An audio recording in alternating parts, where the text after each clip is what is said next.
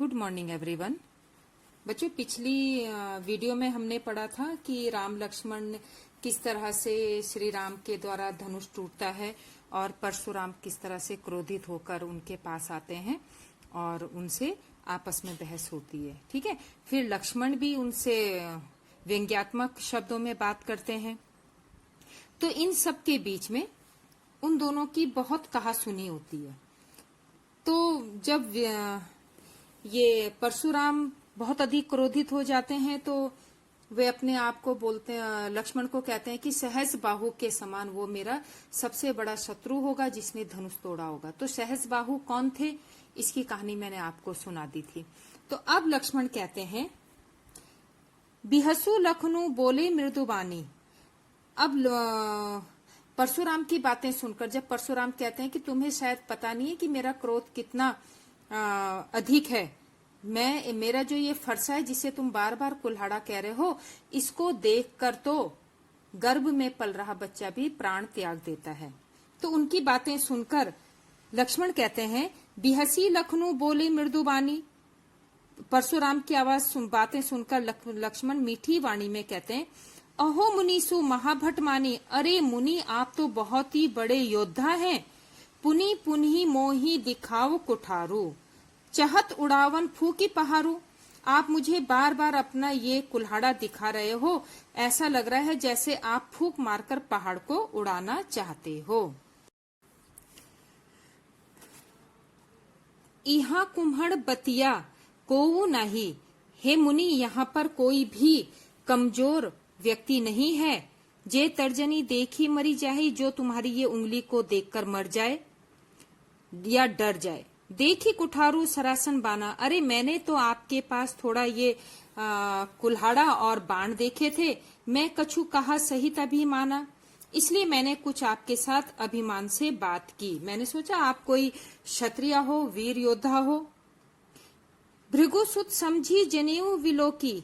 अरे भृगुसुत, हे भृगु के पुत्र, मैंने जब आपका ये जनेऊ देखा तो मुझे पता चला कि आप तो ब्राह्मण हैं।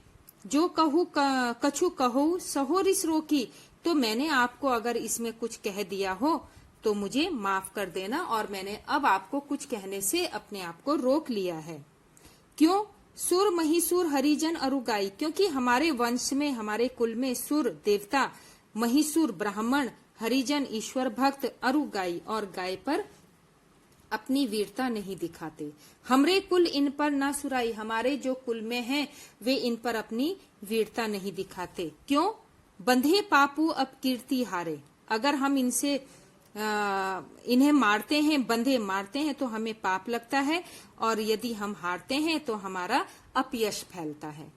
मार तहु पाप परिया तुम्हारे। अगर आप आज मुझे मार भी दो तो भी मैं तुम्हारे पैर ही पड़ूंगा। कोटि कुली सम वचनु तुम्हारा। हे मुनि, तुम्हारा तो एक एक वचन करोड़ों बाणों के समान है। व्यर्थ धरऊ धनु बाण कुठारा। आपने तो ये धनुष बाण व्यर्थ में ही धारण किए हुए हैं। सो बिलो की अनुचित कहे हो। अब सब जगह ये हो गया, पूरी सभा में शोर मच गया कि ये अनुचित है। क्षमहु मन महामुनि धीरा। अगर हे मुनि, मैंने आपको, लक्ष्मण कहते हैं कि अगर आपको कुछ अनुचित कह दिया हो तो मुझे क्षमा करें। सुनी सरोज भृगुवंश मुनि बोले गिरा गंभीरा। अब उसके बातों को सुनकर परशुराम फिर क्रोध में गंभीरता से बोलते हैं। कौशिक सुनो। हे कौशिक, कौशिक यहाँ विश्वामित्र को कहा गया है। सुनो, मंद ये हु बालकु। यह बालक बहुत ही मंद बुद्धि का है। कुटिलु काल बस निज कुल घालकु। यह अपनी कटुता के कारण अपने कुल के लिए घातक बन रहा है।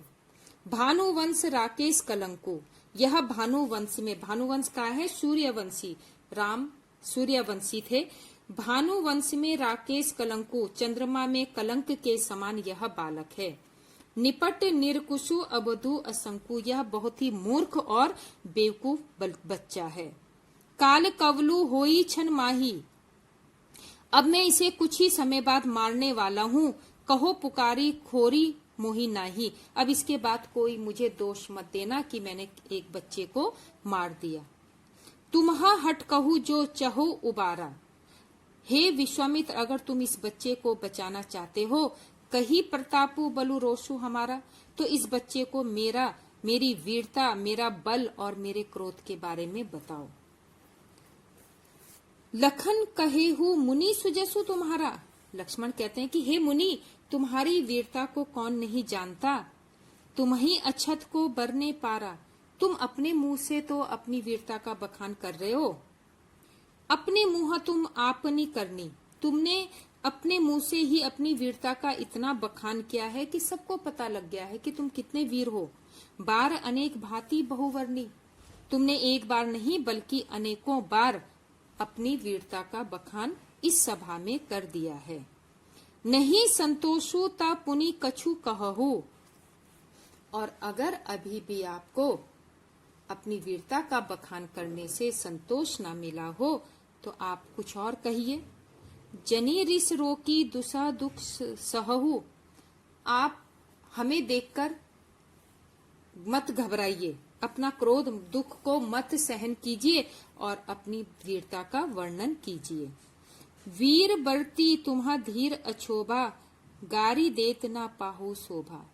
हे मुनि, आप अपने आप को वीर पुरुष बता रहे हो, लेकिन आपके मुंह से गाली देना शोभा नहीं देता। सूर समर करनी करही, कही न जना वही आपू। हे मुनि, सूर समर जो वीर होते हैं वे युद्ध में अपनी वीरता दिखाते हैं। ठीक है, वो अपनी बातों का बखान नहीं करते। अपनी बातों का बखान कौन करते हैं? विद्यमान रन पाई रिपु। जब रिपु शत्रु युद्ध के मैदान में अपने से अधिक वीर व्यक्ति को देखता है, तब कायर कथही प्रतापु। तब जो कायर मनुष्य होता है वही अपनी वीरता का बखान करता है। अर्थात यहाँ पर लक्ष्मण कह रहे हैं कि अगर तुम वीर हो तो अपने मेरे साथ युद्ध करो, लेकिन तुम तो अपनी वीरता का ही बखान कर रहे हो। हे मुनि, वीर जो व्यक्ति होता है वह अपनी वीरता का बखान नहीं करता बल्कि युद्ध करता है। अगर तुम में हिम्मत है तो तुम मुझसे युद्ध करो। तो इस तरह से ये लक्ष्मण उनके क्रोध को, परशुराम के क्रोध को बढ़ाते जा रहे हैं। वो उनसे इतनी ज्यादा व्यंग्यात्मक बातें कर रहे हैं कि उनका क्रोध अब असहनीय हो जाता है। तो ये इस तरह से अभी इसके और भी एक और पैरा भी है इसका। अब लक्ष्मण कहते हैं कि हे मुनि, तुम तो कालो हाक जनु लावा। तुम तो मेरे लिए काल को आवाज दे देकर बुला रहे हो। बार बार मोही लागी बुलावा। मेरे लिए आवाज लगा रहे हो। सुनत लखन के वचन कठोरा। अब यहाँ पर परशुराम ने जब लक्ष्मण के कठोर वचन सुने, परसु सुधारी धरेऊ कर घोरा। अब उन्होंने अपने फरसे को सुधार लिया, मतलब उन्होंने फिर तैयार हो गए उसको मारने के लिए। अब जनी देई दोषु मोही लागू। अब परशुराम कह रहे हैं कि यहाँ पर जितने भी लोग बैठे हैं वे अब मुझे दोष न दें। कटुबाधी बालकु बद जोगु, क्योंकि मैं इस कटु बोलने वाले बच्चे का वध करने जा रहा हूँ। बाल बिलो की बहुत मैं बाँचा। अभी तक मैंने इसको बच्चा समझकर बहुत बचाया। अब ये हूँ मर निहार भा साचा। लेकिन ये सच है कि यह अब खुद ही मरना चाहता है। कौशिक कहा क्षमिया अपराधु। अब वे कहते हैं कि हे कौशिक,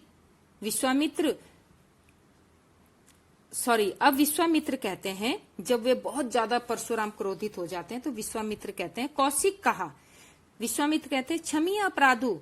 हे महाराज, आप इनका अपराध क्षमा करें। बाल दोष गुण गण ही न साधु, क्योंकि जो साधु लोग होते हैं, जो महापुरुष होते हैं, वे बच्चों के गुण दोषों में ध्यान नहीं देते। खर कुठार में अकरुण को ही आगे अपराधी गुरुद्रोही। खर कुठार इसमें कहा है कि मेरा ये जो फरसा है, मेरे आगे गुरुद्रोही, मेरे गुरु का द्रोही खड़ा है और मैं इसको छोड़ दूं, ऐसा तो कभी नहीं हो सकता। उतर देत छोड़ो बिनु मारे। हे विश्वामित्र, आज मैं इस बच्चे को बिना मारे छोड़ रहा हूँ, केवल कौशिक शील तुम्हारे, सिर्फ तुम्हारे कहने पर। हे विश्वामित्र, तुम्हारी विनम्रता, तुम्हारे कहने पर मैं इन विनम्रता को देखकर इस बच्चे को बिना मारे छोड़ रहा हूँ, वरना मेरे सामने गुरु का द्रोही खड़ा है और मेरे एक वार से मैं अपने गुरुद्रोही को मार सकता था। न तये काटी कुठार कठोरे, न वरना मेरा ये कुठार एक ही वार से गुरही उऋण होता श्रम थोड़े। अपने गुरु के ऋण से मैं मुक्त हो जाता कि मैं अगर इस लक्ष्मण को अभी अपने इस फरसे से मार देता तो मैं अपने गुरु के ऋण से मुक्त हो जाता, लेकिन मैं सिर्फ तुम्हारे कारण इसे जिंदा छोड़ रहा हूँ, जीवित छोड़ रहा हूँ। गाधी सुनु कहा हृदय हंसी। अब गाधी सुनी। अब यहाँ पे देखिए विश्वामित्र जी के कितने नाम बोले हैं, एक विश्वामित्र हैं, एक कौशिक है और गाधी भी विश्वामित्र को कहा गया है। अब गाधी सुनी, विश्वामित्र उनकी बातें सुनकर हृदय हंसी मुनहि हरि यरे सूझा। अपने मनी मन हंसते हैं और कहते हैं, अरे इस मुनि को तो सब कुछ हरा ही हरा सूझ रहा है। अयमय खांड ना उखमय अजहू ना बूझ अबूझ। लेकिन इनको ये पता नहीं कि जिन्हें यह एक मामूली गन्ना समझ रहे हैं वो तो एक लोहे की खांड है जिनका कोई कुछ नहीं बिगाड़ सकता। तो इस तरह से आपस में लक्ष्मण, परशुराम और विश्वामित्र जी का वार्तालाप होता है। तो बच्चों ये इसकी मैं व्याख्या करने के लिए आपको दूंगी और ये व्याख्या आपने अपनी नोटबुक में करनी है। Thank you. हे भृगु वर, हे भृगु श्रेष्ठ, कौन कह रहा है? लक्ष्मण कह रहे हैं कि हे भृगु श्रेष्ठ परशुराम जी, आप मुझे अपना फरसा बहु बार बार दिखा रहे हो। हे परशुराम जी, आप मुझे अपना ये फरसा बार बार दिखा रहे हो। विप्र बिचारी बचो नृप द्रोही, हे राजाओं के द्रोही परशुराम विप्र ब्राह्मण, मैं तुम्हें ब्राह्मण समझकर नहीं मार रहा हूँ। जो तुम राजाओं के द्रोही हो, राजाओं के शत्रु हो, लेकिन मैं तुम पर हाथ नहीं उठाऊंगा क्योंकि तुम एक ब्राह्मण हो, इसलिए मैं तुम्हें छोड़ रहा हूँ। मिले न कबहू सुभट रन गाड़े, हे ब्राह्मण, आपको शायद कभी कोई भी युद्ध में कोई वीर नहीं मिला। द्विज देवता घर ही के बाड़े, द्विज देवता, हे ब्राह्मणों के देवता, आप तो सिर्फ अपने घर के ही बड़े हैं।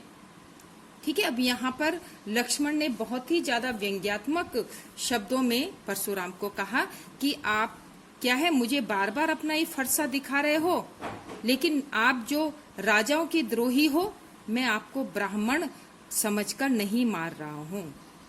आपको कभी कोई युद्ध में कोई वीर नहीं मिला। हे द्विज देवता, हे ब्राह्मण देवता, आप तो सिर्फ घर के ही बड़े हो। अनुचित कही सब लोगों पुकारे। अब जब लक्ष्मण ने इस तरह की बातें कही तो सभा में सब लोग कहने लगे कि अरे ये अनुचित है, इस तरह से नहीं होना चाहिए, ऐसे मत बोलो।